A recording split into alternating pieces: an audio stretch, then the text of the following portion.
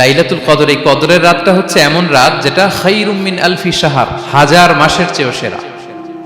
1000 মাস লাগাতার ইবাদত করলে যে সওয়াব, কদরের রাতে ইবাদত করলে এর সমান সওয়াব হবে নাকি? সমান হবে না। আল্লাহ তাআলা বলেছেন খায়রুম মিন আলফি শাহর, না, এর চেয়েও শ্রেষ্ঠ, এর চাইতেও বেশি। 1000 মাসে, অর্থাৎ 1000 মাসে হয় 83 বছর 4 মাস। তো কদরের রাতে যদি আমরা ইবাদত করি তাহলে 83 বছর 4 মাস ইবাদত করলে যে সওয়াব, সে সওয়াব আল্লাহ তাআলা আমাদের আমলনামায় নসিব করবেন। তো আমরা যেন এই কদরের রহমত বরকত থেকে যেন আমরা বঞ্চিত না হই। তো রাসূল সাল্লাল্লাহু আলাইহি ওয়াসাল্লামকে সান্ত্বনা দেওয়ার জন্য, যে হে নবী আপনি চিন্তিত হবেন না, বনি ইসরাইলের অনেক লোক 1000 বছর হায়াত পেয়েছে, শত শত বছর ইবাদত করেছে, জিহাদ করেছে, তারা হায়াত পেয়েছে বেশি কিন্তু তারা কদর পায়নি। আর আপনার উম্মতকে আমি হায়াত দিয়েছি কম কিন্তু তাদেরকে কদর দিয়েছি। সুবহানাল্লাহি ওয়া বিহামদিহি, লাইলাতুল কদর দিয়েছি, যে কদরের রাত 1000 মাসের চেয়েও সেরা। তো এই কদরের রাতকে আবার লাইলাতুন মুবারাকাও বলা হয়েছে। ইন্না আনজালনাহু ফি লাইলাতিন মুবারাকা, এটা বরকতময় রাত। ফিহা ইউফরাকু কুল্লু আমরিন হাকিম, সব বিজ্ঞচিত প্রাজ্ঞচিত বিষয়ের ফয়সালা হয়। এটা বেসিক্যালি একটা বাজেট রাত বলা যায়। এ রাতে আগামী 1 বছরে আমাদের কি ঘটবে না ঘটবে আল্লাহ তাআলা এটার বাজেট করেন, এটাকে রিভাইজ করেন। সো এই রাতটা অনেক গুরুত্বপূর্ণ। তো এই কদরের রাত এটা কবে, এটা স্পেসিফিক ছিল, মানে সুনির্দিষ্ট ছিল। রাসূল সাল্লাল্লাহু আলাইহি ওয়াসাল্লাম আমাদেরকে জানাতে চেয়েছিলেন কবে, কিন্তু রাসূল সাল্লাল্লাহু আলাইহি ওয়াসাল্লাম জানাতে পারেননি। সহিহ বুখারীতে এসেছে যে রাসূল সাল্লাল্লাহু আলাইহি ওয়াসাল্লাম খারাজান নবী সাল্লাল্লাহু আলাইহি ওয়াসাল্লাম লিয়ুখবিরানা বিলাইলাতিল কদর। উবাদা ইবনে সামিত রাদিয়াল্লাহু তাআলা আনহু বলেন, রাসূল সাল্লাল্লাহু আলাইহি ওয়াসাল্লাম আমাদেরকে জানাতে বের হয়েছিলেন যে কবে কদরের রাতটা। ফাতালাহা রাজুলান মিনাল মুসলিমিন, হঠাৎ মুসলমানদের মধ্য থেকে দুইজন ঝগড়া লাগলো, তর্ক লাগলো আর কি। রাসূল সাল্লাল্লাহু আলাইহি ওয়াসাল্লাম হঠাৎ করে ওই ঝগড়ার দিকে খেয়াল করলেন, ওই দিকে খেয়াল করে ওই তারিখটার কথা তিনি ভুলে গেলেন। ফারুফিআত, রাসূল সাল্লাল্লাহু আলাইহি ওয়াসাল্লাম বললেন আমার হৃদয় থেকে, অন্তঃকরণ থেকে এটাকে উঠিয়ে নেওয়া হবে। এখন আমি মনেই করতে পারছি না এটা কি 23 না 25 না 27 না 29, আমি মনে করতে পারছি না। এজন্য রাসূল সাল্লাল্লাহু আলাইহি ওয়াসাল্লাম বলেছেন যে তবে আমি এতটুকু মনে করতে পারছি, ফালতামিসুহা ফিল আশরিল আওয়াখিরি ফিল বিত্রি, রমাদানের শেষ দশকের বেজর রাত্রিগুলোতে তোমরা কদর তালাশ করো। বেজর রাতে যদি তোমরা কদর তালাশ করো তাহলে এই কদর সুনিশ্চিতভাবে তোমরা পাবে। তো এই জন্য স্কলাররা সবসময় বলেন যে লাস্ট 10 days অফ রমাদান খুব গুরুত্বপূর্ণ, সবচাইতে the cream time of Ramadan. I repeat, এটা রমাদানের একেবারে মাহেন্দ্রক্ষণ। এই 10 দিনের যে কোনো 10 রাতের যে কোনো রাত কদর হয়ে যেতে পারে, বিশেষ করে অড নাইটস গুলো 21, 23, 25, 27 এবং 29, যে কোনো দিন হয়ে যেতে পারে কদর। সো বুদ্ধিমানের কাজ হচ্ছে আমরা যেন রমাদানের শেষ 10 রাতে লাগাতার একইভাবে একই স্পিডে আমরা যেন ইবাদত করি। কোনো রাতে বেশি করলাম, হয়তো 27-এর রাতে আমি খুব ভাব গাম্ভীর্য নিয়ে, খুব আবেগ নিয়ে ইবাদত করলাম, কিন্তু হয়ে যেতে পারে যে এবছর কদর ছিল 25-এর রাতে, হতে পারে না? পারে। তো আমরা তো মিস করে ফেললাম। তো আমরা যেন মিস না করি, বুদ্ধিমানের কাজ হবে সমান তালে ইবাদত করা। এবং এটা এত গুরুত্বপূর্ণ, রাসূল সাল্লাল্লাহু আলাইহি ওয়াসাল্লাম এত এমফাসাইজ করে কোনো রাতের কথা বলেনি। আরবি মাস অনুযায়ী 354টা রাতের মধ্যে সবচাইতে শ্রেষ্ঠ রাত, সবচাইতে শ্রেষ্ঠ রাত সূর্য ডোবার পর থেকে হাত্তা মাতলাইল ফাজর, ফজরের সূচনা লগ্ন পর্যন্ত শান্তিময় এ রাত, বরকতের এ রাত। রাসূল সাল্লাল্লাহু আলাইহি ওয়াসাল্লাম বলেছেন মান হুরিমা খায়রাহা ফাকাদ হুরিম, যে কদরের বরকত থেকে, খায়ের থেকে বঞ্চিত হলো সে আসলেই বঞ্চিত। হি ইজ দ্য লুজার, সে হতভাগা, সে পোড়া কপাল, সে বঞ্চিত। মান হুরিমা খায়রাহা ফাকাদ হুরিম, যে কদর পেল না সে হতভাগা। এখন আমরা কি হতভাগা হতে চাই? আমরা তো শুরুতে অনেক হোপফুল ছিলাম, এত এত ব্লেসিংস, এত এত বরকত, রহমতের ফলগু ধারায় আমরা প্লাবিত হচ্ছি রমাদানে। তা আমরা তো হতভাগা হতে চাই না। তা আমরা যেন এই শেষ 10 দিন এক তালে আন্তরিকতার সাথে ঈমান ও ইহতিসাবা আমরা যেন ইবাদত করি। সম্মানিত ভাই এবং বোনেরা, তাহলে আমরা সৌভাগ্যশীলদের অন্তর্ভুক্ত হতে চাই, হতভাগা হতে চাই না। আমরা এবার একটু শুনবো যে রাসূলুল্লাহ সাল্লাল্লাহু আলাইহি ওয়াসাল্লাম কদরের রাতগুলোতে কি কি ইবাদত করতেন। আমি খুঁজে 5টা আমলের কথা পেয়েছি বিশেষভাবে, কমন যে আমলগুলো সেগুলো তো ছিলই, বিশেষভাবে 5টা কাজ রাসূল সাল্লাল্লাহু আলাইহি ওয়াসাল্লাম এই কদরের রাতে করতেন। 1 নম্বর কাজ হচ্ছে তিনি সারা রাত জেগে ইবাদত করতেন এবং পরিবারের লোকদেরকে ঘুমোতে দিতেন না, উঠিয়ে দিতেন। বছরের অন্য কোনো সময়ে সারা রাত জেগে ইবাদত করার কোনো নজির রাসূল সাল্লাল্লাহু আলাইহি ওয়াসাল্লামের জীবনে ছিল না, সব রাতে ঘুমাতেন।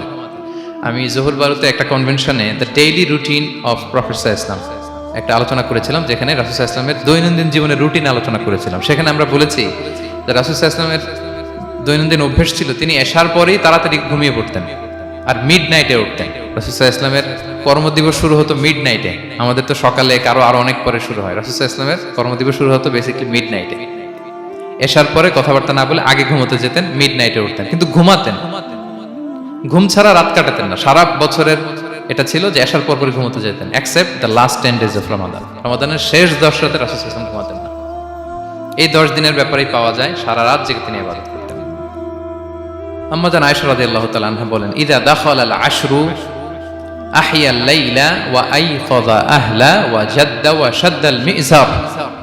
রমাদানের শেষ দশক যখন আসতো, রাসূল সাল্লাল্লাহু আলাইহি ওয়াসাল্লাম সারা রাত জেগে ইবাদত করতেন। পরিবারের সদস্যদেরকে জাগিয়ে তুলতেন, স্ত্রীদের ঘুমাতে দিতেন না, জাগিয়ে তুলতেন। ফাতেমা রাদিয়াল্লাহু তাআলা আনহার ঘর পাশেই ছিল, তাদেরকে যে জাগাতেন এবং নিজে সারা রাত ইবাদত করতেনই। জাদ্দা ওয়া শাদ্দাল মিযজার, খুবই বলিষ্ঠ ভাবে, খুব মজবুত ভাবে কোমরে গামছা বেঁধে নামার একটা এক্সপ্রেশন এখানে দেওয়া হয়েছে। মিযজার, ইজহার মানে হচ্ছে বাংলা করলে হয় লুঙ্গি। লুঙ্গি আমরা যখন খুব শক্ত কোনো কাজ করতে যাই তখন তারা কি করে, খুব টাইট করে লুঙ্গিটা বাঁধে। তার মানে বোঝানো হচ্ছে রাসূল সাল্লাল্লাহু আলাইহি ওয়াসাল্লাম কোমরে ভালো করে লুঙ্গি বেঁধে বা গামছা বেঁধে আটগাট বেঁধে নামতেন শেষ 10 দিনের জন্য। এই সময় তিনি মানে কাউকে কেমন যেন চিনতেন না, সবসময় ইবাদতে মগ্ন থাকতেন। এটা আমরা করতে পারি যে শেষ 10 দিনে, আর যেহেতু 3 দিন বাকি, আমরা একটা স্পেশাল প্ল্যান করতে পারি যে আমরা আমাদের সর্বোচ্চটুকু উজাড় করে দিয়ে লাস্ট 10 days অফ রমাদানের এই বরকত আমরা হাসিল করব, এটা যেন আমাদের মিস না হয়। তাহলে এটা আমরা একটা পেলাম। 2 নাম্বার হচ্ছে ইতিকাফ করা। রাসূলুল্লাহ সাল্লাল্লাহু আলাইহি ওয়াসাল্লাম রমাদানের শেষ 10 দিন ইতিকাফ করতেন। আমাদের আয়েশা রাদিয়াল্লাহু তাআলা আনহা বলেন, কানা ইয়াতাকিফুল আশরাল আওয়াখির মিন রমাদান। রমাদানের শেষ দশকে তিনি ইতিকাফ করতেন। হাত্তা তাওয়াফাহুল্লাহ, ওনার ইন্তেকালের আগ পর্যন্ত এই অভ্যাসটাই তিনি জারি রেখেছেন। সুম্মা আতাকাফা আজওয়াজুহু মিন বাদে, তারপরে ওনার স্ত্রীরা ইতিকাফ করেছেন। আরেক বর্ণনা এসেছে ইয়াতাকিফু কুল্লা রমাদান 10 আইয়াম, প্রতি রমাদানে তিনি 10 দিন ইতিকাফ করেছেন। কিন্তু যেই বছর তিনি ইন্তেকাল করবেন সে বছর তিনি 20 দিন ইতিকাফ করেছিলেন। প্রতি রমাদানে 10 দিন, আর যে বছর ইন্তেকাল করবেন সে বছর কয় দিন? 20 দিন তিনি ইতিকাফ করেছিলেন মসজিদে নববীতে। তাহলে আমরা এই রমাদানের শেষ দশকে এটা করতে পারি। 2 নম্বর পয়েন্ট হচ্ছে ইতিকাফ করা। যারা আমরা করিনি তারা আমরা ইতিকাফ করতে পারি। আমাদের আইআইএম এর মসজিদ এটা ইতিকাফের জন্য একটা উর্বর জায়গা।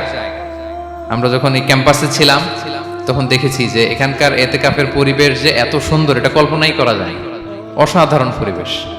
আপনি যদি ইতিকাফ নাও করেন, রাত 2টা বা 3টার দিকে সেন্ট্রাল মস্কে এসে বসে থাকলেও হবে।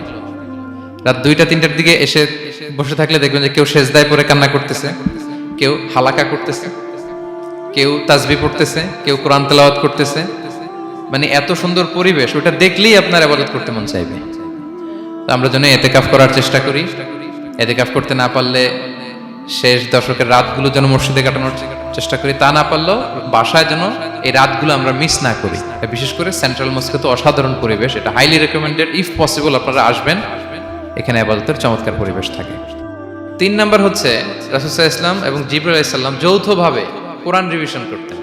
খুব ইন্টারেস্টিং। সারা বছর যেটা নাজিল হতো, রমাদানে জিবরাইল আলাইহিস সালাম রাসূল সাল্লাল্লাহু আলাইহি ওয়াসাল্লামকে শোনাতেন, রাসূল সাল্লাল্লাহু আলাইহি ওয়াসাল্লাম আবার জিবরাইল আলাইহিস সালামকে শোনাতেন। সহিহ বুখারীর বর্ণনা, কানা জিবরিলু ইয়ালকাহু ফি কুল্লি লাইলাতিন মিন রমাদান ফায়ুদারিসুহুল কুরআন। প্রতি রমাদানের প্রতি রাতে এসে রাসূল সাল্লাল্লাহু আলাইহি ওয়াসাল্লামের সাথে কোরআন মুদারাসা করতেন। সহিহ মুসলিমের বর্ণনায়, আন্না জিবরিল কানা ইউআরিদুহু বিল কুরআন কুল্লা আমিন মাররা। প্রতি বছর রমাদানে একবার শোনাতেন বা শুনিয়েছেন। যে বছর তিনি ইন্তেকাল করবেন তিনি 2 বার শুনিয়েছিলেন। আরাদা ইউআরিদু, মানে এটা ফ্রম বোথ সাইড। আরবি শব্দটা এমন যে জিবরাইল আলাইহিস সালাম শোনাতেন, এরপর রাসূল সাল্লাল্লাহু আলাইহি ওয়াসাল্লাম জিবরাইল আলাইহিস সালামকে শোনাতেন। কোরআন রিভিশন করা। তো এই শেষ দশকের রাতগুলোতে আমরা যেন বেশি বেশি কোরআন পড়ি। কোরআন তেলাওয়াত, কোরআনিক রিসাইটেশন হতে পারে, কোরআনের অর্থ পড়া হতে পারে, তাদাব্বুরে কোরআন হতে পারে, কোরআনের হালাকায় জয়েন করা হতে পারে। ইন ইটস এনি ফর্ম আমরা যেন কোরআনের সাথে অ্যাটাচমেন্টটা বাড়াই লাস্ট 10 days অফ রমাদানে। 4 নাম্বার কিয়ামুল লাইল করা। রাসূল সাল্লাল্লাহু আলাইহি ওয়াসাল্লাম কিয়ামুল লাইল করতেন এবং কিয়ামুল লাইল শব্দটাকে রাসূল সাল্লাল্লাহু আলাইহি ওয়াসাল্লাম কদরের সাথে জুড়ে দিয়েছেন। সহিহ বুখারীর বর্ণনায় তিনি বলেছেন, মান কামা লাইলাতাল কদরি ঈমানা ওয়া ইহতিসাবা গুফিরা লাহু মা তাকাদ্দামা মিন যামবি। কদরের রাতে যে কিয়ামুল লাইল করে বিশ্বাস নিয়ে এবং নাজাতের প্রত্যাশা নিয়ে, তার পূর্বের সমস্ত গুনাহ আল্লাহ তাআলা ক্ষমা করে দিবেন। তাহলে কিয়ামুল লাইলটা রাসূল সাল্লাল্লাহু আলাইহি ওয়াসাল্লাম বিশেষভাবে কদরের রাতের সাথে সম্পৃক্ত করেছেন। আমরা যেন প্রতি রাতে কিয়ামুল লাইল করি, লম্বা সময় যেন দাঁড়িয়ে থাকি, লম্বা সময় কোরআনিক রেসাইটেশন করি দাঁড়িয়ে থেকে, লম্বা সময় রুকু, লম্বা সময় সিজদা, স্পেশালি সিজদা। আখরাবু মা ইয়াকুনুল আবদু মির রাব্বিহি ওয়া হুয়া সাজিদ ফাআকসিরু ফিহি দুআ। বান্দা যখন সিজদায় থাকে আল্লাহ সবচেয়ে কাছে থাকে, তো আমরা তো আল্লাহর সবচেয়ে কাছে যেতে চাই এই ক্রিম টাইমটাতে, কি বলেন? আমরা যেন লম্বা সময় সিজদাতে থাকি। কিন্তু আমাদের অনেকের যেটা হয়, নামাজে তাড়াহুড়ো, অনেকের সব ব্যস্ততা যখন নামাজে দাঁড়াই এরকম হয়ে যায়। রাসূল সাল্লাল্লাহু আলাইহি ওয়াসাল্লামের সালাত যদি আমরা খেয়াল করি, বিশেষ করে কিয়ামুল লাইলে এত যে সুন্দর ছিল, আম্মাজান আয়েশা রাদিয়াল্লাহু তাআলা আনহাকে জিজ্ঞেস করা হয়েছিল যে হে আম্মাজান, রাসূল সাল্লাল্লাহু আলাইহি ওয়াসাল্লামের কিয়ামুল লাইল কেমন ছিল, কিভাবে কিয়ামুল লাইল করতেন? আম্মাজান আয়েশা, দেখেন ওনার এক্সপ্রেশনটা কত সুন্দর। তিনি বলেছেন ফালা তাসআল আন হুসনিহিন্না ওয়া তুলিহিন্না। রাসূল সাল্লাল্লাহু আলাইহি ওয়াসাল্লামের কিয়াম যে কত সুন্দর ছিল, কত লম্বা ছিল, আমায় জিজ্ঞেস করুন, আমি বলতে পারবো না। আমরা অনেক সময় যখন খুব বেশি চমৎকার কিছু হয় তো আমরা কি বলি, ভাই এত সুন্দর ছিল, আমি বোঝাতে পারবো না, এরকম বলি না? যে এত অসাধারণ, আমি বলে বোঝাতে পারবো না। বাংলাতেও কিন্তু আমরা বলি এত চমৎকার, বলে বোঝাতে পারবো না, শব্দের বুননে, ভাষার বুননে আমি ফুটিয়ে তুলতে পারবো না। তো আম্মাজান আয়েশা এটাই বলেছিলেন, ফালা তাসআল আন হুসনিহিন্না ওয়া তুলিহিন্না। রাসূল সাল্লাল্লাহু আলাইহি ওয়াসাল্লামের রাতের নামাজ কিয়ামুল লাইল যে কত সুন্দর ছিল, কত দীর্ঘ ছিল, লম্বা ছিল, আমায় জিজ্ঞেস করো না, আমি বলে বোঝাতে পারবো না। সুবহানাল্লাহি ওয়া বিহামদিহি। সো আমরা যেন লম্বা সময় কিয়ামুল লাইল করি। আম্মাজান আয়েশা রাদিয়াল্লাহু তাআলা আনহা আরো বলেন, কানা ইয়াকুমু মিনাল লাইলি হাত্তা তাতাফাত্তারা কদামা। এত দীর্ঘ সময় দাঁড়িয়ে থাকতেন, থাকতে থাকতে ওনার পা ফুলে যেত, পা দুটো ফুলে যেত। আপনিও দীর্ঘ সময় দাঁড়িয়ে দেখেন যে পায়ে ঝিম ধরে যাবে, পা ফুলে যাবে, এটা করতেন রাসূল সাল্লাল্লাহু আলাইহি ওয়াসাল্লাম। তো আম্মাজান আয়েশা বলেন, ইয়া রাসূলুল্লাহ লিমা তাসনাউ হাযা ওয়া ক্বাদ গুফিরা লাকা মা তাকদ্দামা মিন যামবিকা মা তাআখার। আপনি এত কষ্ট কেন সহ্য করেন নিজের দেহের উপরে? আপনার তো আগের পরের সব গুনাহ মাফ। আদতে তো রাসূল সাল্লাল্লাহু আলাইহি ওয়াসাল্লামের গুনাহই নেই, তিনি নিষ্পাপ। এত কষ্ট কেন করেন? আপনার আগের পরের সবই তো মাফ করে দেয়া হয়েছে, কেন করেন? রাসূল সাল্লাল্লাহু আলাইহি ওয়াসাল্লাম উত্তর করেছেন, আফালা উহিব্বু আন আকুনা আবদান শাকুরা। আয়েশা, আমি কি শুকরগুজার বান্দা হতে পছন্দ করব না? আল্লাহ তাআলা আমাকে তার রহম এবং করমে সব মাফ করে দিয়েছেন, কিন্তু আমি কি শুকরগুজার হব না? আমি কি আমার রোলটা প্লে করব না? আমি কি নিজেকে সঁপে দেব না আল্লাহ তাআলার কাছে জায়নামাজে? তো এটা ছিল সংক্ষেপে রাসূল সাল্লাল্লাহু আলাইহি ওয়াসাল্লামের কিয়ামুল লাইলের ধরন। এভাবে তিনি দীর্ঘ সময় কিয়ামুল লাইল করতেন। আমরা যেন এটা করি। সেন্ট্রাল মস্কে কিয়ামুল লাইল এবছরও নিশ্চয়ই হচ্ছে, আমরা যেন অংশগ্রহণ করি। 5 নম্বরে রাসূল সাল্লাল্লাহু আলাইহি ওয়াসাল্লাম দোয়া করতেন। এই কদরের রাতগুলোতে খুব বেশি বেশি দোয়া করতেন। দোয়া নিয়ে আমরা একটা জুমার খুতবা দিয়েছিলাম, সেখানে আমরা বলেছিলাম যে দোয়া হতে হবে খুব আন্তরিক দোয়া, রোবোটিক দোয়া যেন না হয়। আপনার আবেগ, ভালোবাসা, মনের মাধুরী মিশিয়ে, চোখের পানি মিশিয়ে, অশ্রু সিক্ত করে এই দোয়াটা করতে হবে, তাহলে সে দোয়া আল্লাহর কাছে কবুল হবে। আমরা যেন আমাদের ভাব, আবেগ সব ঢেলে দিতে পারি আমাদের দোয়াতে, আমাদের সিজদায়, আমাদের কিয়ামুল লাইলে। এবং যে কোনো ভাষায় কোরআনিক দোয়াগুলো রেকমেন্ডেড, হাদিসের মাসুরগুলো রেকমেন্ডেড। তাছাড়া আপনার নিজের ভাষায় আপনার কি চাওয়া, আপনার কি আকাঙ্ক্ষা, আপনার মনের কষ্ট, যাতনা সবকিছু আপনি আল্লাহ তাআলার কাছে পেশ করুন। এবং আম্মাজান আয়েশা জিজ্ঞেস করেছিলেন, ইয়া রাসূলুল্লাহ, আমি যদি কদর পেয়ে যাই আমি কি বলবো এ রাতে? মা আদউ, কি দোয়া করব? রাসূল সাল্লাল্লাহু আলাইহি ওয়াসাল্লাম বললেন, তাকুলিন, আয়েশা তুমি বলবে, আল্লাহুম্মা ইন্নাকা আফুউন তুহিব্বুল আফওয়া ফাআফু আন্নী। আয়েশা তুমি যদি কদরের রাত পেয়ে যাও এটা বলবে, হে আল্লাহ আপনি ক্ষমাশীল, আল্লাহ আপনি ক্ষমাকে পছন্দ করেন, আল্লাহ তাই আপনি আমায় ক্ষমা করেন। হে আল্লাহ আপনি ক্ষমাশীল, আপনি ক্ষমাকে পছন্দ করেন, আল্লাহ আপনি আমাকে ক্ষমা করেন। এই দোয়াটা আমরা যেন বেশি বেশি করি। আমার সাথে সাথে সবাই একটু পড়ুন মেহরবানি করে, আল্লাহুম্মা ইন্নাকা আফুউন তুহিব্বুল আফওয়া ফাআফু আন্নী। আল্লাহুম্মা ইন্নাকা আফুউন তুহিব্বুল আফওয়া ফাআফু আন্নী। হে আল্লাহ আপনি ক্ষমাশীল, আপনি ক্ষমা করাকে পছন্দ করেন, আল্লাহ আমাকে ক্ষমা করেন। আমরা আমাদের নিজেদের ভাষায় অনেক দোয়া করতে পারবো, কিন্তু রাসূল সাল্লাল্লাহু আলাইহি ওয়াসাল্লামের শেখানো দোয়াগুলো এটা হচ্ছে মানে very precise in wording but comprehensive in meaning. এটার অর্থ, এটার আবেদন এটা অনেক বেশি। আমি অনেক 10টা-20টা বাক্য বলে এত সুন্দর কথা মিলাতে পারবো না। রাসূল সাল্লাল্লাহু আলাইহি ওয়াসাল্লাম যেটা শিখিয়ে দিয়েছেন, আগে আল্লাহর প্রশংসা করলাম, আল্লাহ আপনি ক্ষমাশীল, আবারও প্রশংসা, আল্লাহ আপনি তো ক্ষমা করাকে পছন্দ করেন। যেটা আপনি পছন্দ করেন না ওইটা তো চাচ্ছি না, যেটা আপনার পছন্দ, যেটা আপনি করতে ভালোবাসেন, গাফিরিয যামবি ওয়া কাবিলিত তাওব, আপনি ক্ষমা করাকে পছন্দ করেন, তওবা কবুলকে আপনি পছন্দ করেন, তো সেটাই তো চাচ্ছি আপনার কাছে, আপনি আমার তওবা কবুল করুন, আল্লাহ আপনি আমাকে ক্ষমা করুন। সো এই দোয়াটা প্রত্যেক রাতে যেন আমরা বেশি বেশি করি সম্মানিত সুধী। এবং এই যে রিমাইন্ডারগুলো শুনলাম, এটা রমাদানের পরেও যেন আমরা অব্যাহত রাখি। আমরা নাম দিয়েছি যে gear up for a great Ramadan. আমাদের এবাদতের যে ধারাবাহিকতা, এই গতিটাকে আরেকটু গিয়ার আপ করা, আরেকটু পুশ করা নিজেকে, আরেকটু এক্সট্রা ড্রাইভ দেওয়া এই শেষ মুহূর্তে। মাত্র 13টি দিন আমাদের হাতে আছে, আমরা যেন আরেকটু এফোর্ট দেই, আমরা যেন আরেকটু ড্রাইভ দেই, যাতে করে আমরা আল্লাহ তাআলার আরো নিকটবর্তী হতে পারি। এবং এই রমাদানে আমরা যা শিখলাম, যেটা করলাম, এটার ইম্প্যাক্ট যেন রমাদানের পরেও আমাদের মধ্যে থাকে। আমাদের অনেকের এটা হয় যে রমাদানে আবেগে অনেক আলোচনা শুনে, ক্ষমার মাস এটা জেনে এত আবাদত, রমাদান নাই আবাদতও নাই, এরকম হয়ে যায়। এটা যেন না হয়, বরং এটার একটা পরশ যেন আমাদের হোল দ্য ইয়ার লং থাকে। আরব শায়েখরা বলেন যে কুন রব্বানি লা তাকুন রমাদানি, রব্বানি হও, রমাদানি হও না। মানে রমাদান আসছে, তুমি রমাদান কেন্দ্রিক এবাদত নিয়ে অনেক উচ্ছ্বাস, কিন্তু রমাদান শেষ, এবাদত শেষ, এমনটা যেন না হয়।